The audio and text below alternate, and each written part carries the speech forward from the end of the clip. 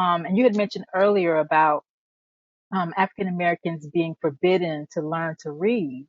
And one of the reasons that was the case, they had laws in place forbidding slaves to be taught how to read, because literacy opens the door to being able to interpret scripture for yourself. So if I can control your access to scripture, I can tell you what I want you to think scripture says, right? I can interpret it to you, and you can't really counter that. But if you're able to read, then you can go into scripture yourself and see what God says about you. And so you'll see in the book, some like Jupiter Hammon, for example. Now, he was taught to read because his owners needed his help in their business, but he also encouraged other African Americans to learn to read. And when you read his essays, one of the reasons why he says you need to know how to read so you can read the Bible for yourself. And so if they can read the Bible for themselves, they can see that there are other passages in scripture than slave owners obey your masters.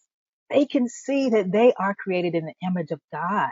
They can see that God has chosen them. God has called them. So this restriction of literacy plays a huge part in kind of slavocracy's recognition that literacy and liberation go hand in hand. And you get a real sense of that with John Jay's story. The enslaved African American whom God taught to read. He had this supernatural encounter where God sends an angel, teaches him how to read. It's a powerful story. Long story short, he learns how to read, and that ends up being his way to liberation, right? They free him, and he goes around the world proclaiming the gospel.